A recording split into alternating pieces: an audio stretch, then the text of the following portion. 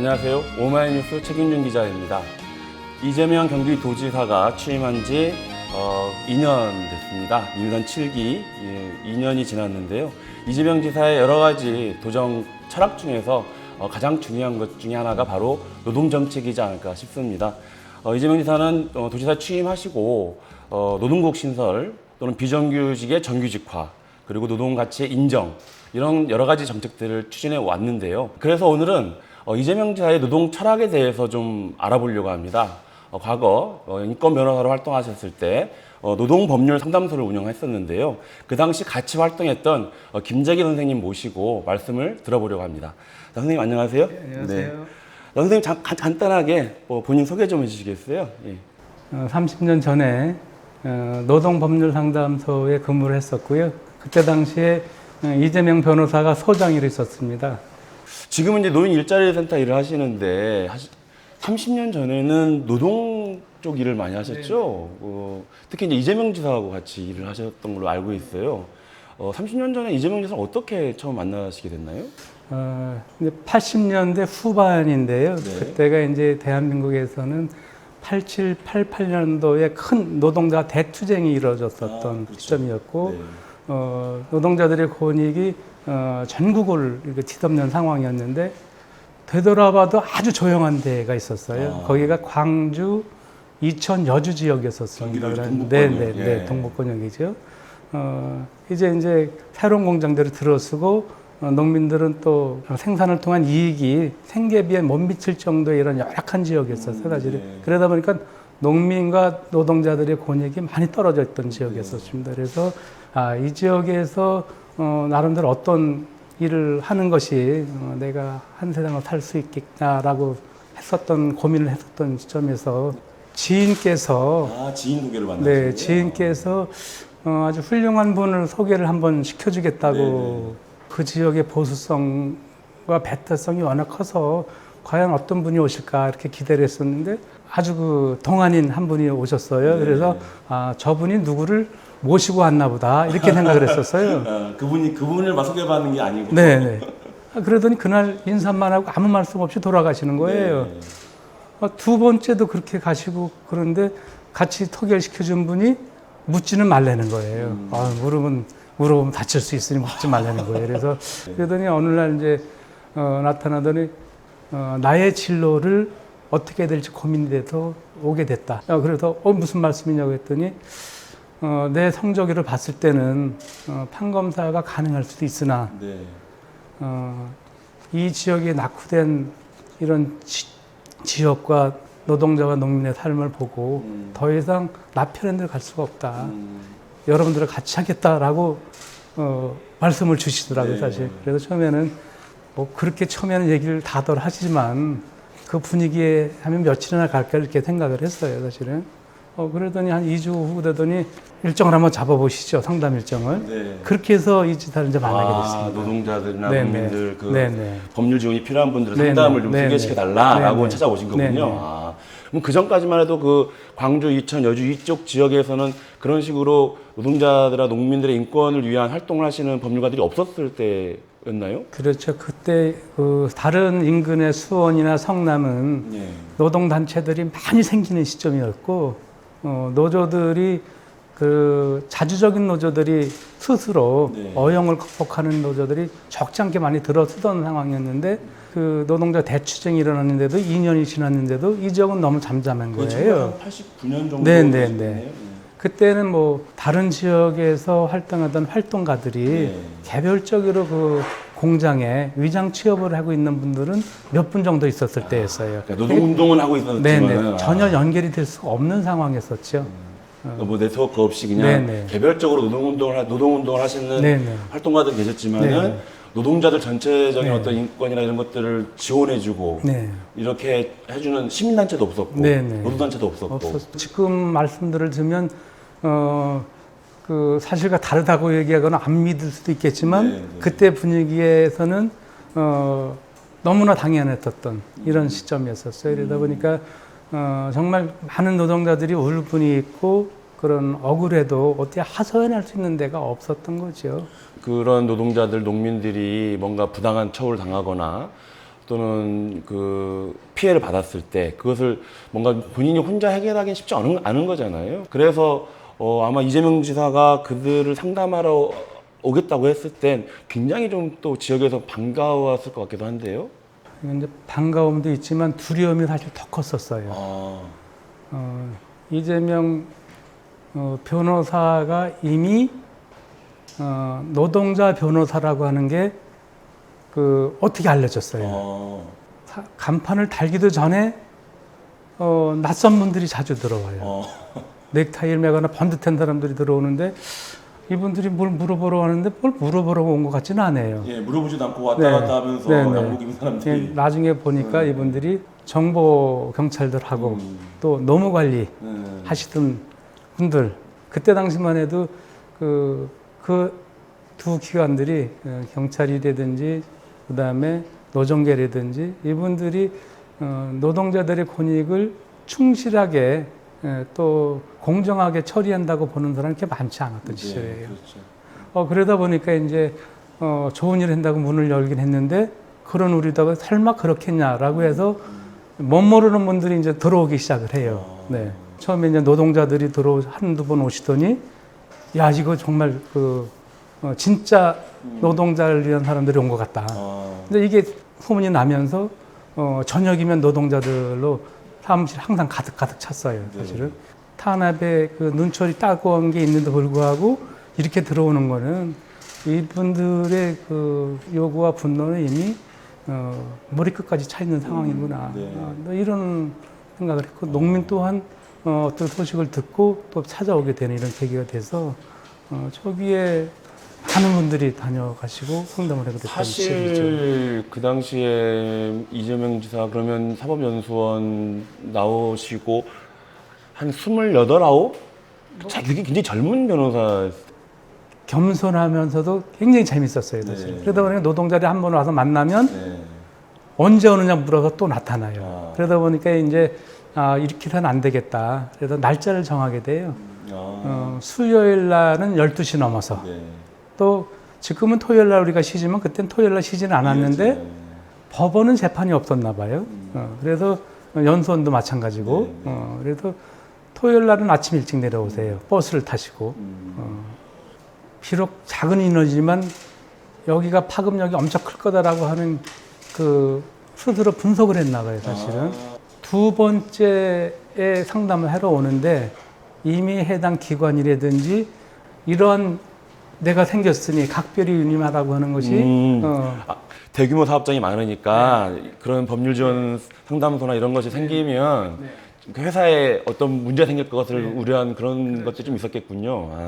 근데도 불구하고 일주일에 두 번의 이제 일정을 잡았는데 도착하기 전에 이미 사무실이 가득 사람들을 찾는. 그러니까 이재명 지사는 성남에 자기 이제 연수원 나와서 결국 이제 판검사를 되는 걸 포기하고 노동 인권 변호사가 되겠다고 와서 성남에도 이제 법률사무소를 차렸잖아요. 성남에도 사무소가 있고 이 광주, 여주, 이천 이쪽에도 또 이제 사무실 낸 거네요. 그러면 그때만 해도 이제 변호사는 저도 이제 선입견이었던 거죠. 시간도 많고 돈도 짧은 시간 많이 벌기 때문에 가능하자 이런 생각을 했는데 시간이 지나면서 보니까 토요일 날 12시가 넘으면 그 재판 일정을 안 잡은 거예요.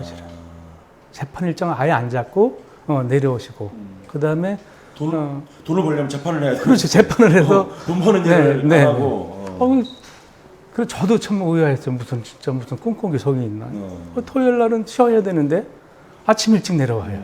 그래도 이렇게 희생을 해야 되는 게 뭔가 뭐 있지 않나? 이런 생각을 의심 안 할 수가 없는 건데 다른 사람은 오죽했겠어요, 사실은. 그래서 이제 점차 하나하나 알아가면서 이분이 가지고 있는 우리 사회 이런 노동자와 농민에 대한 사랑에 대한 열정이 진정성이 있다라고 하는 걸 느끼게 돼요.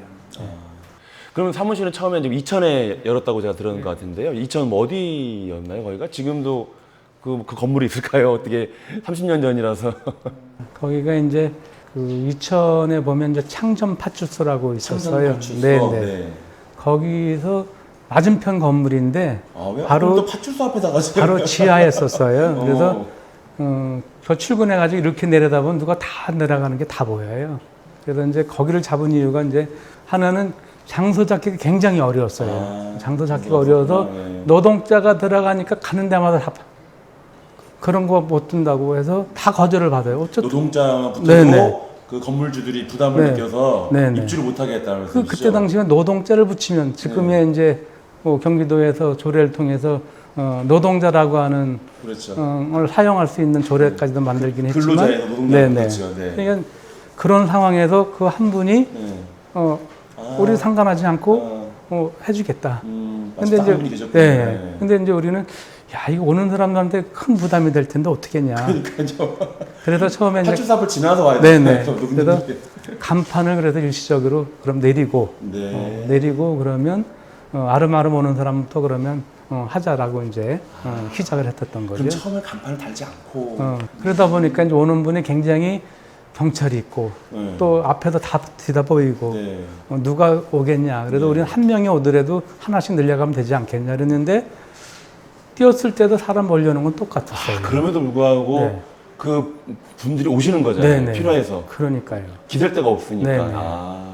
그러다 보니까 이제 노조의 그 활동을 열심히 하던 분들이 한 번 한 번 늘어나기 시작을 한 거죠. 그 간판 얘기하셨는데 간판은 뭐 유홍준 전 문화재청장이 써줬다고 하시던데 이게 무슨 말씀이에요? 이제 간판을 하나 이제 써야 되는데 그때만 해도 이렇게 아크릴 하는 게 매우 귀할 때였었어요. 아크릴. 그래서 그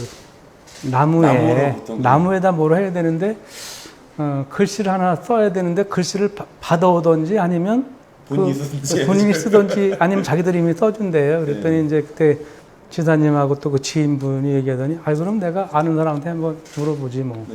이렇게 해서 가지고 한 대여섯 장 써가지고 오셨더라고요. 보니까요. 그때 유홍준 선생은 크게 별다른 할 일이 없었던 분이셨어요, 사실은. 당시에는. 가끔 뭐 그 강의도 쉽지 않았던 그분이 이제 진보적인 인사로 분류되고 그렇죠. 개인적으로는 그런 친분들이 있으셨던 것 같아요. 그래서 여러 가지 해가 써오셨는데 그 중에서 제일 낫다라고 하는 거 가지고 갖다 줬더니 그 조각을 해서 달게 됐죠. 그래서 나중에 보니까 이제 뭐 문화재 청장님 되시고 교수님 되시고 그 뒤에 유명해지시고 나의 문화유산 뭐 답사기가 해서 또 뜨면서 이분이 그분이래. 이래서 야 이거 유명한 사람 거니까 이게 그렇게 됐었는데 그는 초기에는 그런 거 알고 하지는 않았지만 그런 인연이 있지요. 그 간판은 아마 지금 존재하진 않겠네요.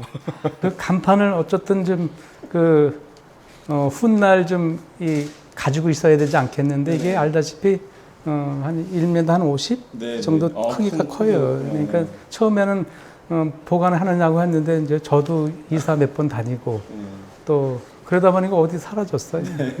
찾을 수가 없어요. 근데 간판은 보존을 못했는데 그 이 톱은 뭔가요? 톱이 보존이 되어 있다고 하던데 톱을 좀 설명해 주시겠어요? 이게 이천 상담소라고 되어 있고요.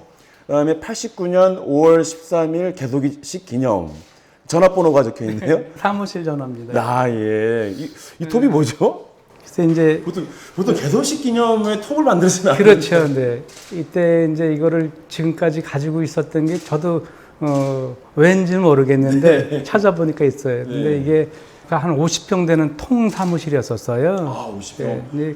통 사무실이었는데 교육 공간도 필요하고 그다음에 상담 공간도 필요하고 네다섯 개를 만들어야지만 그런 상담소로서의 그 기능을 할 수 있게끔 해야 되는데 이거를 차마 돈을 달라고 하기가 어려운 거예요. 그러니까 인테리어 비용이 필요한데. 그러니까 보증금은 내주셨는데 그것까지 달려면 정말 그 좀 뻔뻔한 것 같은 생각이 들어져서 이재명 지사가 이제 보증금까지는 냈는데 그래서 하는데 얼마 정도로 최소한 한 뭐 1, 20만 원 더 들 것 같습니다라고 얘기해서 그래서 생각을 하기 어쨌든 그 뭐 멀쩡한 남자들이 있으니 재료를 샀어요. 그래서 톱 한 자루, 망치 하나, 못, 그다음에 그 베니다 합판 그거를 이제 한 20장 사다가 뭐 할지도 모르는 재단을 해가지고 이것으로 손수 한 열흘 정도를 하게 자르고 뭐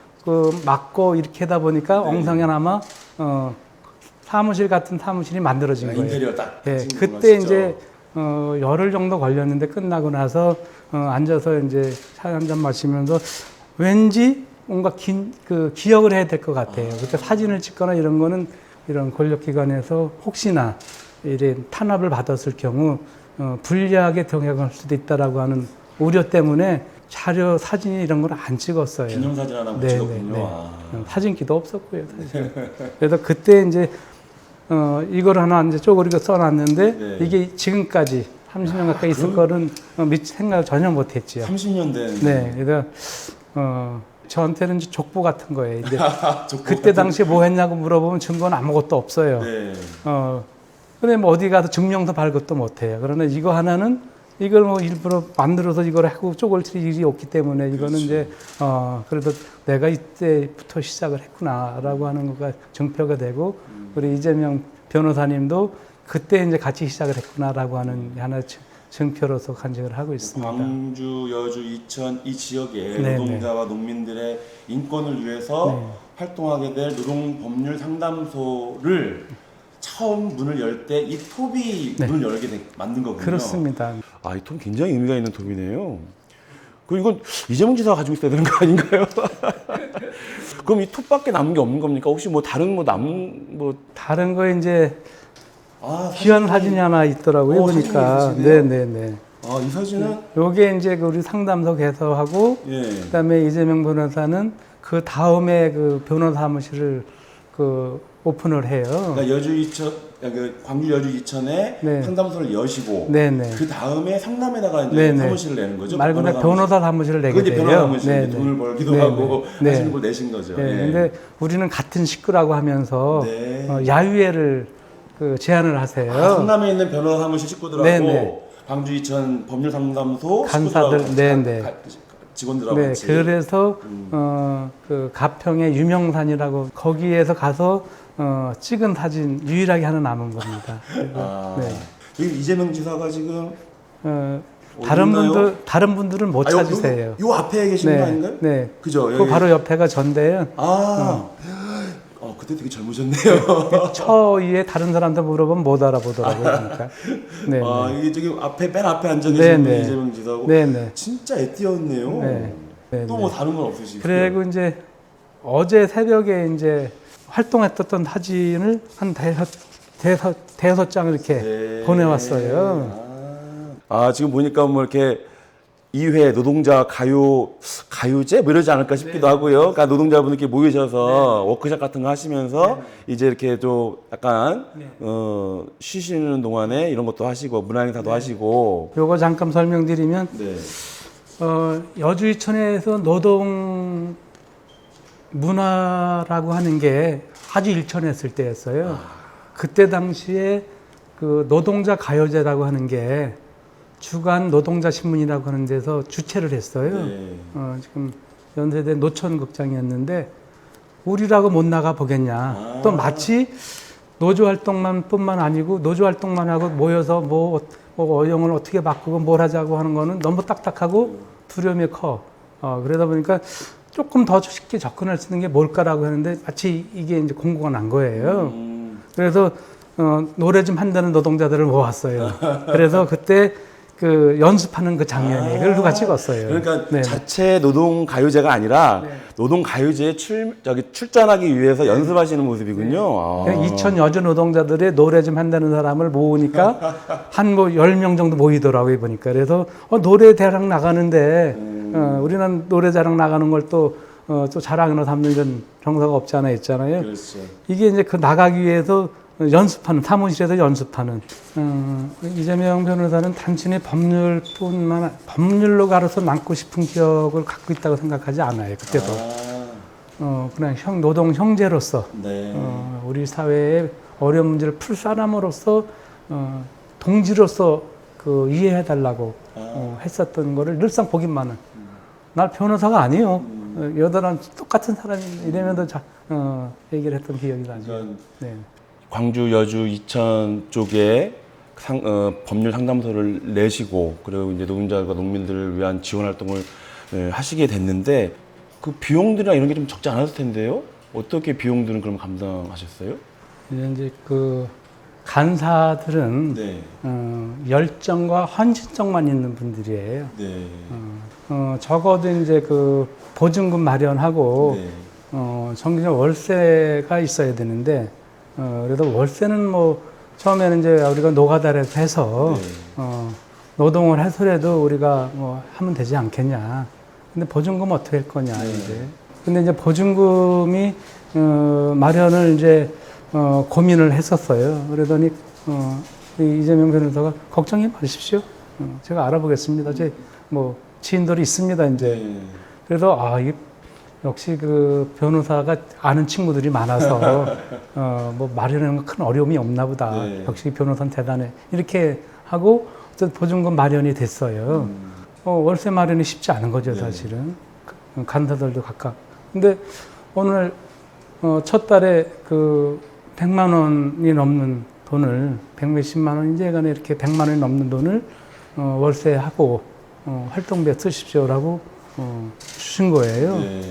그래서 이게 이게 첫 달이니까 이렇게 하겠다라고 생각을 했는데 성남에 올라가서 소주 한 잔에 삼겹살을 먹고 얼큰해지면 내려올 쯤 되면 봉투에 담아서 쓰십시오라고 내려와서 보면 100만 원이 훨씬 넘는 거예요. 근데 그것을 한 달이 말지라고 했는데 그게 지속됐었죠, 사실은. 매달 그렇게 네.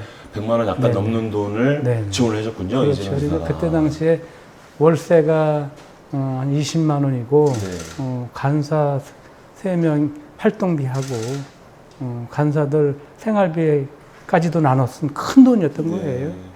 뭐 안정적으로 간사들이 활동할 수 있는 기반이 됐었던 거죠. 네. 네, 네.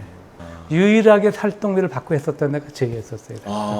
그러니까 그렇군요. 지금으로 치게 되면 노동 그 상담소의 처우가 엄청 좁은 거였었죠.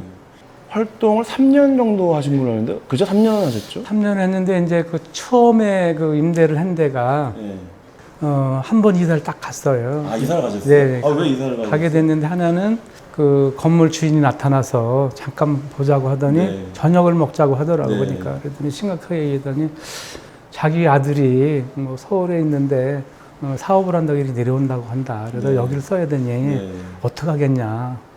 계약 기간이 1년인데 나가려면 어떻게 나가야죠. 뭐 그래도 한 달치인가 두 달치 월세를 안 받을 테니 네. 기간까지는 있으라고. 네. 월세를 안 받고 그냥 두 달이나 더 있으니까 얼마나 고마워요, 사실은. 그래도 참 특이한 분이구나 이분이.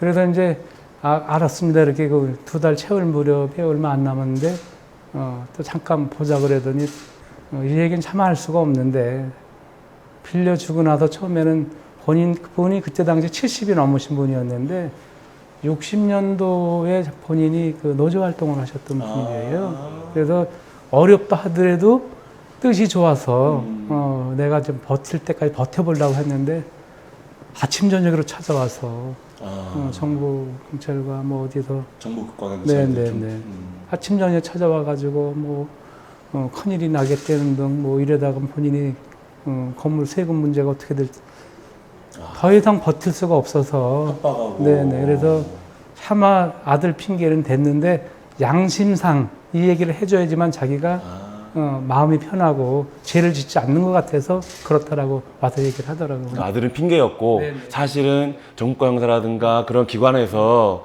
계속 와가지고 건물주에게 겁을 주는 거죠. 그러니까 이미 거기 얻기 전에 4-5 군데를 갔는데 다 퇴짜를 다 퇴짜 맞았어요, 맞고. 사실은. 그래서 어렵게 찾았는데 네, 그냥 1년만 있어도 너무 고마웠었던 것 네. 때문에.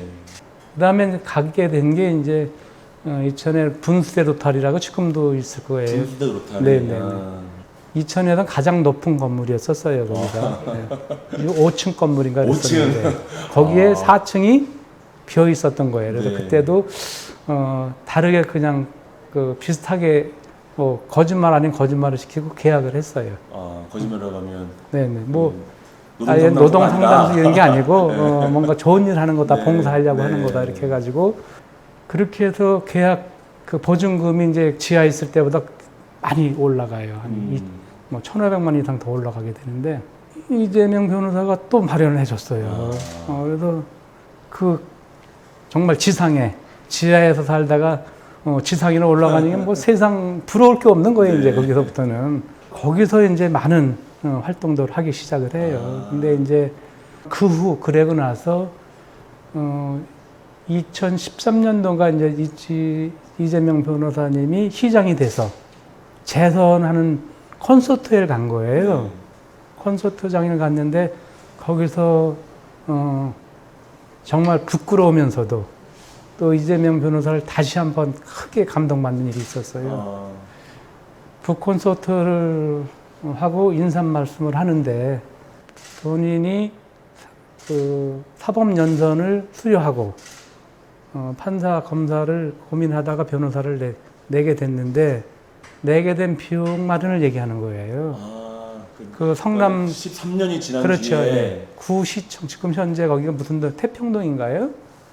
거기 앞에 옛날에 성남시청이 있었어요. 네, 네. 시청 그 대로변 맞은편에 2층인가 사무실을 내셨었는데 그때 그 비용이 그때 비용 마련을 첫 번째는 2천만 원 보증금이었는데 본인의 성남에 있는 본인의 변호사 네네, 사무실 예. 계시는 돈이 거죠? 한 푼 없어가지고 네, 변호사 사무실 낼 때 1,000만 원은 조영라 변호사 가서 사정 얘기를 하니 1,000만 원을 선뜻 주더라는 거예요.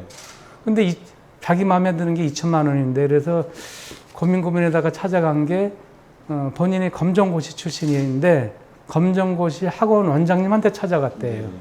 학원 원장은 거의 자식만큼 많이 사랑했다고 하더라고 보니까요.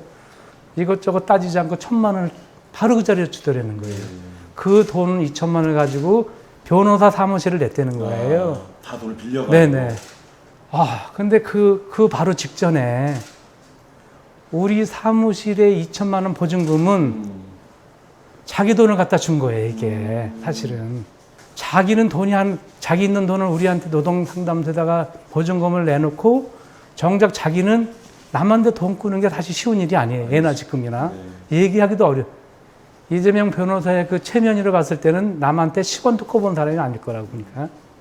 근데 그때 당시에 절박한 마음으로 돈을 꿔달라고 두 사람한테 얘기한 거는 정말 쉬운 일이 아니었다고 생각을 해요. 그러니까 광주 여주 이천의 노동자 농민을 위해서 모든 돈을 갖다가 보증금을 내놓고 정작 자기 사무실은 남한테 정말 어려운 돈을 꾸어도 이렇게 냈다는 얘기를 들어보니까 전 그 얘기를 그냥 처음 들은 거예요. 그러니까 90년도에 그 사무실 낼 때 모르셨는데 전혀 몰랐고 13년이 지난 한 뒤에 번도 얘기를 한 적도 없고 그 얘기를 들으신 거예요.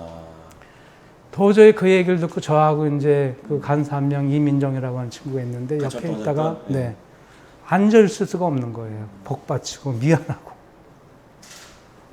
그래서 끝날 때까지 바깥에서 기다렸어요. 바깥 기다렸는데 다 끝나고 이제 그때는 이제 이재명 시장이 된 거죠. 거기서 인사만 하고 헤어졌어요, 사실은. 근데 지금도 오늘 이렇게 기회가 저한테 왔는데 그 고마운 얘기를 이재명 변호사, 이재명 시장한테 한 번도 고맙고 평생 미안한 마음을 가지고 있다는 얘기를 한 번도 못했어요. 정말 큰 빚을 지고 사는 마음을 한 번도 열어놓지 못했어요. 오늘 이 자리를 빌어서 우리 광주 여주 이천의 노동자 농민을 위한 공간을 마련해 주시고 자기가 작은 큰 선행을 하고도 단 한 번도 얘기하지 않는 것을 10수년이 지나서 알았고 또 저 또한 그거를 고맙다고 얘기할 기회가 없었어요, 사실은. 그래서 오늘 이 자리를 빌어서 저뿐만 아니고 그 같이 했었던 또 그때 당시에 그 미랄이 지금 많이 성장을 했어요. 그분들은 크게 감사하고 또 고맙게 생각하고 있다고 하는 또 이런 감사와 죄송함을 오늘 또 전해드릴 말씀 드리네요. 그 말씀을 2013년도에 사실을 알게 됐는데 이후에 이재명 지사에게 한 번도 얘기 못 하신 거예요? 한 번도 할 기회가 없었어요. 기회가 없었구나. 너무 미안하고 고맙죠, 사실은. 그러니까 최근 들어서 지사님이 많이 힘들어 하시는 게 가끔 보여질 때마다 이런 분이 아니신데 그 열정과 헌신과 그런 시민을 사랑하는 그 깊은 셈이 있는 분이 매도됐을 때 저는 알지 사실은. 그러니까 지금도 고맙고 너무 감사하게 생각해요. 네. 자, 그렇게 어려운 상황 속에서 광주, 여주, 이천 지역에 있는 노동자, 농민들을 위한 법률 지원 상담소를 이제 한 3년간 운영을 하신 거잖아요. 그러면 그 3년 동안 많은 이제 노동자, 농민들을 위한 활동을 하셨을 것 같은데 어떤 활동을 주로 좀 하셨어요? 약 한 10여 개 노조에, 네.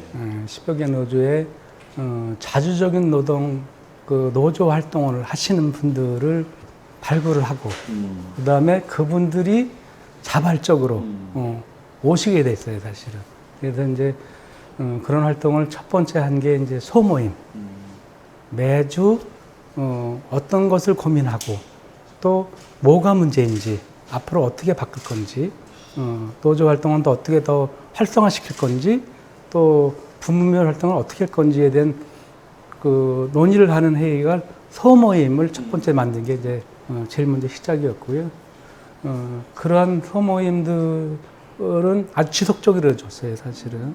그러다 보니까 노조가 해야 될 역할, 그 다음에 또 회사의 권익을 위한 것, 요구해야 될 것들이 정리가 되는 시점이었고요. 그래서 문화적인 활동들은 이제 크게 세 가지가 있었어요. 하나는 뭐 그때는 뭐 저만의 분위기도 그렇지만 노동자들을 뭔가 하나로 모으는데 문화가 매우 중요하다는 생각을 또 우리 변호사님께서도 말씀을 주신 거예요. 성남의 예를 들면서 그래서 한 게 풍물패였었어요. 네. 휘몰이라고 하는 이제 풍물패가 그때 만들어지게 돼요. 그래서 그 활동이 처음에는 배우는 과정, 일정 정도 되던 공연까지 되게 됐는데 여기가 자기 사업장뿐만 아니고 다른 사업장에 문화 행사가 있으면 의회를 찾아가는 그러면서 그 친구들이 또 한편으로는 그 활동가로 성장을 하게 되고요.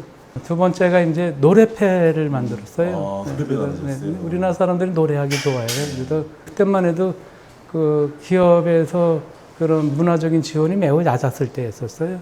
그래서 노래패를 모집을 했는데 아름아름 하다 보니까 20여 명 이렇게 모인 거예요.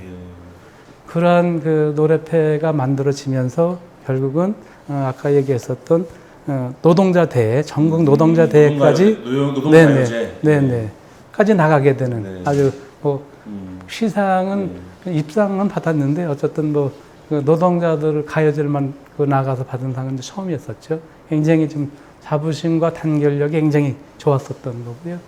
이런 소모임이라든가 뭐 풍물패, 노래패, 또 연극반 이런 모임들을 사업장에서 노동자들을 조직하고 하는 힘이 됐던 것들인 거죠. 이렇게 하시는 이 문화활동을 하는 이유가 민주적인 노조를 만들기 위한 작업들인 거네요. 노동자들의 그 의식을 높이고 조직화를 만들고 또 우리 사회에 그런 정의로운 활동을 하게끔 하는 게 주 목적이었기 때문에 그렇게 해왔었던 거예요. 그때는 그 일을 가지고 보수 언론이나 아니면 일반 사용자 측에서는 의식화 사업한다 이렇게 이제 매도를 했었죠. 그래서 그러면 공안 경찰들이 주목할 만한 했겠네요. 그런데다 이제 또 의미 하나 있었던 게 그 영화 감상반이 만들어져요. 영화 감상 만들어졌는데 그때만 해도 여주, 이천, 광주 이쪽의 노동자와 시민들은 광주 민주화 항쟁을 오직 폭도들, 빨갱이가 배후 조종하는 문제 있는 것으로 이해하고 있었던 때였었어요. 그때 당시에 영화반을 만들어서 제일 먼저 상영한 게 뭐냐면 저거는 기억이 좀 납니다만은 광주도청 앞에서 이루어져 학살 장면을 독일의 한 목사가 촬영한 게 있었어요.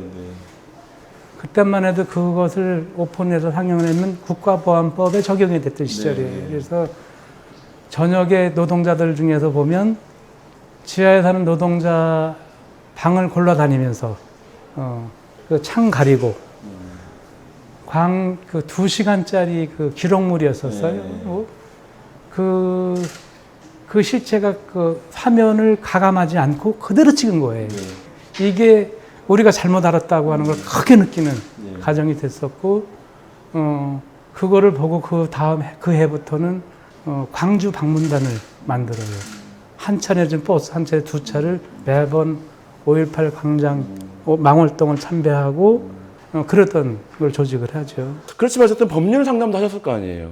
어쨌든 그 상담소가 법률 상담하는 곳이니까 노동자 농민들을 위한 여러 가지 뭐 또는 서민들을 위한 그러니까는 그 돈이 없어서 법에 어떤 그 변호를 받을 수 없는 분들을 위한 활동도 하셨을 거 아니에요. 예. 노동뿐만 아니고 생활법률까지도 상담을 한다고 하니까 돈 띈 사람, 뭐 집에서 폭행, 가정폭력을 당하신 분, 옛날 조상 땅을 찾겠다 오시는 분, 이분들이 이제 나래비를 쓰는 거예요. 그래서 도저히 안 되겠다. 상담은 우리 간사가 하고 그 1차 상담은 꼭 면담이 필요한 사람은 우리가 판단해서 수요일, 토요일만 오시는 걸 하자. 그래서 20명씩만 하자. 이제 이렇게 해서 시작을 해요. 그래서 6개월을 지나서 보니까 몇 권이 되는 거예요. 상담일지를 한 권당 100장씩이 돼 있는데 6개월 하고 나는데 그 3권이 쌓여 있는 거예요. 300건의 상담을 하시는 엄청난 거죠. 사실은 그 중에서 이제 더 중요하고 이제 더 깊은 상담을 받는 거는 우리 변호사님 직접 상담을 해서 많은 문제를 해결해 줬죠. 1년이면 600건 정도.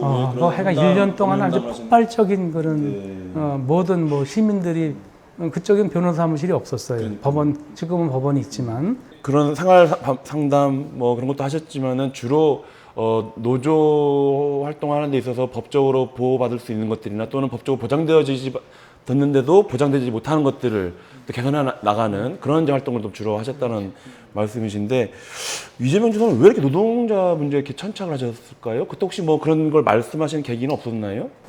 저는 이제 그거를 지금은 이해를 할 수가 있어요. 그래서 그때 이제 저한테도 그 대공 형사라 그래요. 이제 정보 3개 뭐 이렇게 대공 2, 3개 이랬었는데 어느 날 갑자기 피원을 부르더니 거기는 이미 이제 빨갱이고 빨갱이고 문제가 있는 사람이고 그다음에 이재명은 빨갱이 문제가 있는 사람이다. 나중에 그 정치하려고 하는 사람이요. 그러니까 잘못하면 깜빵이나 가지 아무 실익이 없는 사람들이요. 협박과 회유를 하는군요. 협박은 이제 해결하는데 어쨌든 어느 날 갑자기 뭐 사법고시락해서 왔다고 하고 막 이런 일을 하는데 그냥 무조건 다 믿을 수는 있는 건 아니었어요. 그렇지. 그때 말에 약간 의심스럽게. 의심을 저 젊은 거가 네, 그렇죠. 나 같으면 돈도 안 내는 걸 둘째치고 돈을 갖다 퍼붓는데 돈이 나올 가능성이 거의 없어요. 그렇죠. 사실은. 저렇게 바보스럽게 저렇게 하나 앉아 이렇게 생각을 했는데 그 답이 처음에 3개월인가 4개월을 이제 활동하다 보니까 노동자들 수가 늘어났어요. 같이 활동하시게 되는. 농민들 수가 늘어나고 그래서 어느 날 이제 이재명 변호사님이 언제 같이 1박 2일을 지낼 수 있도록 한번 시간 좀 한번 봐달라. 농민이나 이제 노동자들한테 워크숍 하룻밤 자는 거래. 이제 이렇게 해서 우리 변호사님도 같이 오신다는데 잘지는 몰라. 이제 이렇게 해서 모으다 보니까 20명이 모였어요. 근데 그 모임을 본인이 이제 리더를 해가더라고 보니까. 그러더니 이제 소주 한 잔씩 딱 돌리고 한 몇 잔 돌리더라고 보니까요. 돌리더니 우리가 더 친해지고 믿을 수 있게 해서는 서로 그 뭔가 통하는 게 있어야 되지 않겠냐. 이러면서 그럼 내가 먼저 얘기를 하겠다. 이제 그때 이제 굉장히 감동을 받게 돼요, 사실은. 이재명 변호사가 자기는 학교에 문턱도 못 가봤다. 초등학교 졸업하고 공장을 가서 일을 하다 보니 중학교 나온 형은 시급을 10원인가 20원을 더 주더라. 그래서 10원, 20원을 더 받으려고 자기는 검정고시 학원을 등록을 하게 됐다. 또 중학교 졸업을 하다 보니까 고등학교 나온 형은 또 몇십 원을 더 주더라는 거예요. 그래, 그 고등학교 하고 그 이제 공장에서 매맞던 얘기, 등등 얘기하면서 이제 벌써 그때 소주가 몇 잔 들어갔을 때였어요. 나머지는 제가 노래 하나 하고 하겠습니다라고 하는 거예요. 얘기하다가 자기 예, 얘기하다가 노래는 무슨 생뚱맞게 노래 잘할 것 같지도 않은데 그러더니 이제 숙연하게 자기 일어나더니 이제 개괄적인 얘기를 하잖아요. 그때 잘린 손가락이라고 하는 노래라는 거예요. 저도 이제 단을 못 오이는데 한두 소절은 지금도 기억이 나요, 사실은. 잘린 손가락 바라보면서 소주 한 잔 마시던 날 덜컥덜컥 기계 소리 귓가에 맴돌 때 흘리는 거예요, 이건. 그러면 이제 저는 공장에서 이미 이렇게 됐습니다. 손등은 미싱이 반복해서 찍는데도 모르고 그다음 프레스 눌려가 여기는 바보가 됐어요. 근데 언론에는 미싱에 찍혀서 여기에 몇 분간 찍혀가지고 구멍이 뻥 났다는 거는 얘기를 한 번도 하는 건 못 봤어요. 그때 얘기를 했는데 그때만 해도 흔적이 있었어요. 근데 지금 다 메꿔졌을 것 같아. 이게 여기는 이제 영원히 이제 다친 것만 네네 이것만 이거 프레스에 네. 들어가지고 울음 바다가 된 거예요. 이재명 지사가 그 노래를 부르면서 네, 모든 자기 그러면서 다친 얘기를 하니까 네. 모든 팔은 그러고 나니까 그 다음부터 노동자들이 사연 없는 어디 있어요. 어머니가 세 번째 내빼고 아버지가 패고 공장 초등학교 나와서 나오지도 못하고 아픈 얘기를 얘기하는 것은 다 금기로 돼 있었잖아요. 그렇죠. 부끄러운 거로 돼 있었고 그렇게 얘기하면 무시당한다고 하는 사회적 분위기가 있었던 거예요. 네. 그랬을 때 가슴을 열어놓고 진심의 얘기를 하는 거예요. 그 시간이 밤을 샌 거예요. 네. 밤을 샌 거예요. 아침에 밤을 샜는데 눈이 퉁퉁 보여요. 이야기하느라고. 퉁퉁 붓고 자기 가슴 속에 이 얘기를 어디 가서 해본 적이 없는데 이재명 지사라고 하는 사람이 뭐 의식화 시켜가지고 뭐가 크게 잘못하는 사람 만들 줄 알았는데 자기의 이런 뜨거운 눈물과 가슴을 보이면서 자기들도 그렇게 살아온 것이 부끄럽지 않다라고 하는 것을 큰 공감대가 어느새 다 형제가 된 거예요. 형제 동지가 된 거예요. 그분들이 초기에 왔던 분들이 마지막까지도 대다수가 다 나왔어요. 네.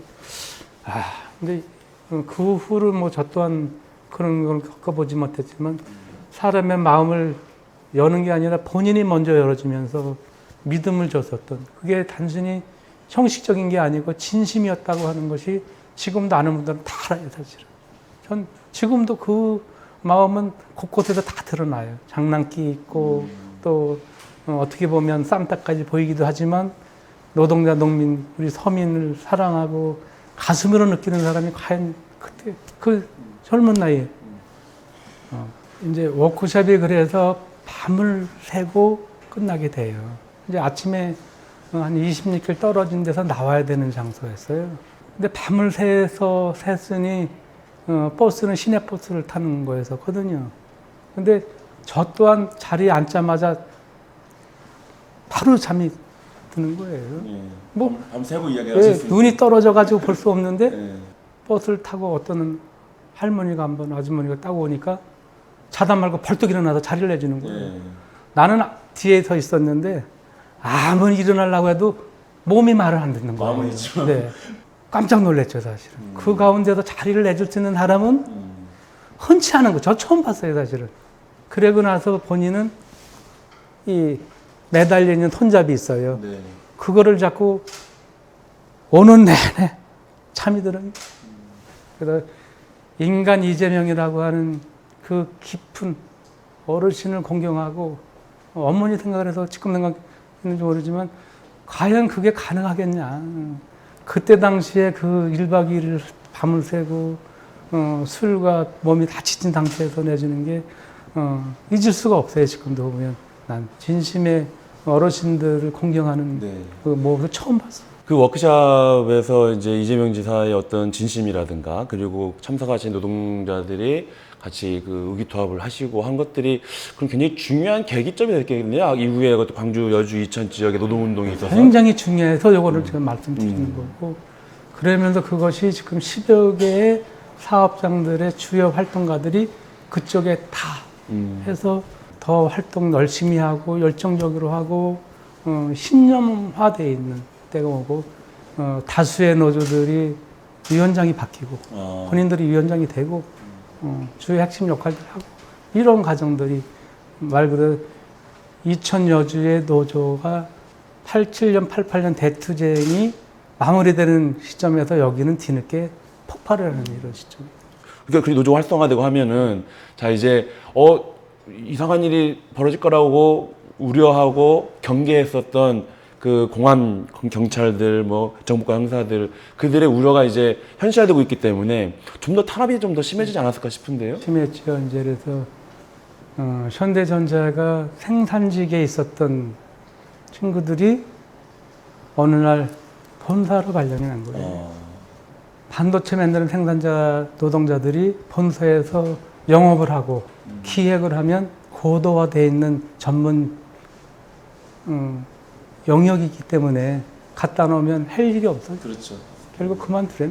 사실은 그만두라는 얘기인 거고 노조를 와해시키기 위한 방법인 거죠. 그래도 네. 지치지 않고 어떻든 이재명 변호사님은 네. 부당 노동 행위에 대한 조언을 끊임없이 합니다. 네. 거기에 또 일부는 그만두기 나가기도 하고 또 중간에 회의를 다 개별적으로 해요. 뭘 어떻게 준다 좋다. 일부는 하고 일부는 해고되고 이런 과정이 겪고요. 그다음에 나머지 몇몇 사업장에서 금강 산업이라고 하는 데서 해고가 속출해요. 노동조합 활동을 통해서 해고자가 속출하신 게 이제 처음이 생긴 거예요. 2000여주 이쪽에서는 해고자라고 하는 거는 사고 쳐서 잘리거나 근무 때문에 잘린 거 위에 노조 활동한 사례가 없었던 거예요. 나중에 확인해 보니 농촌 지역에서 생전 그 공장 다니다가 그 구속영장을 어디서 똑끄덕 당연히 친구들이 얼마나 겁이 농민들한테는 그 활동가들한테 수시로 그 엄마 아버지를 공약을 해가지고 너 때문에 못 살겠다 해서 또 이혼을 해라.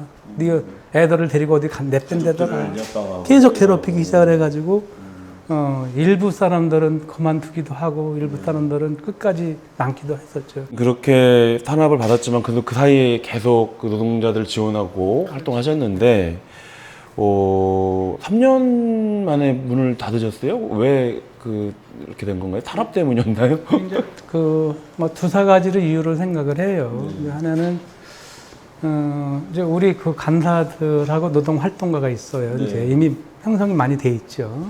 지속 활동하는 것을 우리가 계속 받아야 되느냐, 보증금 빼고 우리가 자체적으로 이제는 해결해야 될 문제 아니냐 이게. 이재명 지사의 그렇죠. 기대지 말고. 네. 이게 언제까지 이렇게 가야 되냐. 네. 바람직하지 않다. 이게 이제 첫 번째인 거고요. 그다음에 또 하나는 이제 이 변호사님은 이미 그 변호사 일을 하시면서 시민 활동을 한치로 또 하고 시작을 하셨어요. 이만큼 했으면 우리가 독립해야 된다. 놓아줘야 된다. 사실은. 그렇게 해서 이제 그 이재명 변호사를 좀 만나죠. 만나서 이만큼 하신 것만 당신 역할은 충분했다. 사실은. 우리가 이제 홀로 서야 된다. 이제 지켜봐달라. 그런데 아직도 무효판데 되겠습니까? 이제 믿어보십시오. 몇 번에 이제 말씀을 드리고 거절하고 이러다가 그렇게 하십시다. 그러면 어려울 때 또 얘기하십시다. 그러나 이제 행사 있거나 뭐 이럴 때는 그래도 내려가겠습니다. 네, 그렇게 해서 이전에 이제 소장은 그렇게 해서 마무리가 했던 거였었죠. 이재명 지사 취임하고 지금 2년이 지금 지났고요. 그러면서 여러 많은 정책들을 펼치고 있지만 특히 노동 정책을 아주 주요하게 펼치고 있습니다. 경기도지사가 돼가지고 지켜본 이재명 지사의 노동 정책은 좀 어떻게 보고 계시나요? 3년 전에 같이 노동운동을 하셨기 때문에 더 좀 의미 있게 보고 계실 것 같은데요. 경기도지사로서 해야 될 역할들은 법 개정의 문제이기 때문에 그러나 그런 현재 있는 법 제도 내에서 지도 단속이라든지 그다음에 그 재량권 내에서 할 수 있는 것들은 매우 제한적인 거예요. 그러다 보니까 노동자가 조례조차도 근로자를 노동자로 바꾸는 것이 현저히 부결되잖아요. 이거조차도 바꾸는 게 안 바뀌는 거예요. 그런 가운데서 그런 노동경찰체를 개정하시고 이런 건 매우 의미가 있는 거예요, 사실. 그래서 이재명 지사가 네. 지금 얘기하는 것이 네. 노동경찰제를 도입하려고 하시는 네. 거잖아요. 그럼 네. 지자체에 좀 권한을 달라는 그렇죠. 거잖아요. 네. 그렇게 하고 단독 권한을 달라는 네. 거잖아요. 그러나 그 내에서 하기 위해서 끊임없이 중앙정부의 권한을 달라고 하지만 요원해요, 사실은. 지사님 같이 그래도 한 번, 두 번 두들기는 안 되지만 지속적으로 두들기는 것이 매우 중요한 것이고 또 재량권 내에서 할 수 있는 것과 또 제도적인 보완 통해서 하는 것들은 지금같이 이어져야 된다고 보여져요. 자, 그 상담소 하실 때요, 좀 가장 기억에 남는 상담 사례 같은 게 좀 있으시면 소개 좀 해주시죠. 여러 상담이 좀 있었어요, 사실은. 네. 중에서 다 기억은 할 수는 없는데, 유난히 이제 기억에 남는 게, 이재명 변호사님이 내려온 지 얼마 안 됐었을 때였어요. 지역신문이 처음 만들어지게 돼요. 네. 2000 무슨 신문에서, 거기는 이제, 그런 그 진보적 상향인 사람이고, 또 그 시점이 바로 이재명 변호사를 만나는 시점이에요. 근데, 그 몇 개월 됐는데, 한 3, 4개월 됐는데, 만들기 모든 준비를 자기가 했는데, 대표는 다른 사람한테 대온 거예요. 신문사를? 네네네. 근데, 그 해고 통지가 온 거예요. 아, 본인이 만들었는데, 대표는 다른 네. 사람이 하셨는데, 네. 본인이 해고당한 그래서 거예요? 해고 이유가 뭐냐고 물어보니까, 그때 당시 이제 한겨레 신문이 막 만들어지는 시점이었거든요. 한겨레 신문에 창당 발기인에 참여했다는 게 해고 이유였어요. 그러나 이미 이제 이면적으로는 이제 뭐 지하에 또 펀치를 다니고 또 한겨레 신문도 그래도 또 우리가 또 힘이 될까 싶어가지고 지국을 사무실을 무료로 또 내줬었어요. 그 상담소에다가? 네네. 그래서 그래도 어쨌든 뭐 해고가 됐어요. 그래서 그 부분을 이제 이재명 변호사가 지역 활동을 보나 또 그동안 연체 상황을 봤을 때는 이거는 하나의 그 지역 그 활동에 대한 탄압으로 규정을 하고 본인이 적극 방어를 하겠다. 네. 그래서 다른 것들은 소송을 하기도 전에 나머지는 무슨 내용 증명 쓰는 거 하나 알려주면 다 해결이 됐어요. 네. 근데 그거 사건만큼은 소송을 가게 됐죠. 네. 그래서 결국은 무죄로 이끌어냈는데 또한 돈 안 받고 했어요. 그래서 그거는 그분도 그렇지만 저희들도 지역에서 활동하는 사람들을 이렇게 탄압을 하고 여기에 대해서 특히 언론이나 아니면 그 언론인 사주들이 지역에 어떤 토호 성격이 있는 분들인데 그분들하고 신임 변호사가 맞선다고 하는 건 쉬운 일이 아니었거든요, 사실은. 근데도 불구하고 굴하지 않고 당당하게 맞서서 승소를 이뤄내죠. 그거는 이제 지금도 아주 크게 고맙기도 하지만 큰 의미가 있는 걸로 지금 기억하고 있어요. 그리고 그 상담소 사무실에서 또 그 공간을 그 해직교사분들도 같이 사용하셨다고요? 이제 저희들이 그 노동 상담소를 그 개소할 당시에 네. 전교조가 이제 그 생겼을 때예요. 전교조 준비가 생겨서 네. 활동을 막 했을 때였어요. 네. 근데 활동을 하는데 이미 이제 정부에서는 교사들을 적극 가담자를 해고할 거냐 말 거냐 네. 이런 시점이었었거든요. 근데 설마 해고시키겠냐 했는데 여주 이천에서 5명을 해고했어요. 선생님이 해고다 네. 해고시킨 거죠. 선생님들이 굉장히 꼼꼼하게 그 조직력 있게 이렇게 활동한다고 믿어서 잘 대처해야 할 거 생각을 했는데 막상 해고가 되니까 정말 힘들어 하시더라고요, 사실은. 처음에는 그 선생님 집들 이렇게 전전하면서 다녔나 봐요. 할 때마다 늦게까지 이상한 사람들이 뭐 회의한다고 불 켜놓고 그러니까 신고가 들어가 그랬나 봐요. 그래서 이제 찾아온 거예요. 그래서 우리 이재명 변호사님 만나게 해달라 그래서 같이 봅시다 이렇게 봤어요. 그래서 지혜가 만들어지고 열심히 활동을 하시다가 그렇게 나중에 지혜가 만들어졌군요. 네. 네. 정교조 여주 이천 지혜. 네, 이렇게 돼서 안에 또 산실이 됐지요. 산실이 되고 이재명 변호사님은 그 전교자 교사들한테 아주 큰 버팀목이 되죠, 사실은. 자, 그 30년 전 얘기는 하지만 어쨌든 광주, 여주, 이천에 그렇게 중요한 노동운동의 한 획을 그었던 그 상담소의 이야기가 사실은 잘 알려지지 않았던 것 같아요. 그 뭐 어떤 이유가 있을까요? 왜 이 상담소 이야기가 잘 알려지지 않았을까요? 저도 그 후에 이런 얘기를 오늘 처음 얘기하는 거고요. 그때는 하나는 그때는 다 그렇게 사는지 알았어요. 다 그렇게 사는 거 아니고 또 그게 자랑일 수 없었어요, 사실은. 과거에 운동했는데 가지고 논란되는 일도 많고 그렇게 살고 싶지 않았던 거예요, 사실은. 또 그거는 그냥 가슴 속에 그냥 좋은 동지로 남아야 될 문제지 이거를 했다라고 하는 것이 어떻게 보면 우리 이재명 지사한테 누가 될 수도 있는 부분이고 그래서 일체 입을 다물고 살았는데 얘기하게 된 게 최근에 보니까 지사님이 그러한 청춘부터 한평생을 열정과 헌신과 그런 시민들에 대한 사랑의 마음을 진심을 가지고 살아있는데도 불구하고 그 부분을 곡해하고 왜곡하고 이런 일부 언론과 일부 사람들이 있는 거예요. 그래도 참 안타까운 거예요.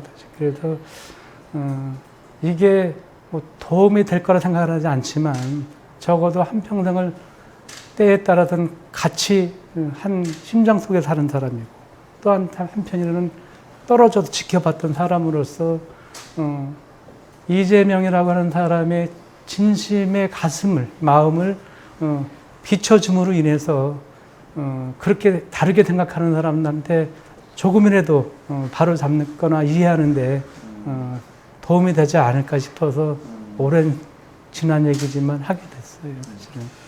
자, 그 시청자 여러분들도 다 오늘 이재명 지사의 노동정책의 그 뿌리가 어디였는지, 근원이 어디였는지를 우리 오늘 김재기 선생님 모시고 말씀 들어봤습니다. 자, 그럼 이것으로 오늘 김재기 선생님 모시고 말씀 나누는 것은 마무리하도록 하겠습니다.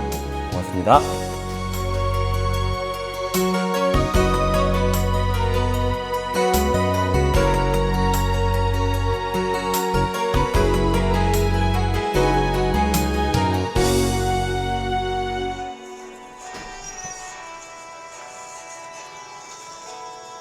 잘린 손가락 바라보면서 소주 한 잔 마시던 날 덜컥덜컥 기계 소리 귓가에 남아 하늘 바라보았네. 잘린 손가락 묻고 오는 밤 시린 눈물 흘리던 밤 피 묻은 작업복에 지나간 내 청춘 이리 더 서럽구나. 하루하루 지쳐진 내 몸 쓴 소주에 달래며 고향 두고 떠나오던 날 어머님 생각하며 술에 취해 터벅 손 묻은 산을 헤매어 다녔다.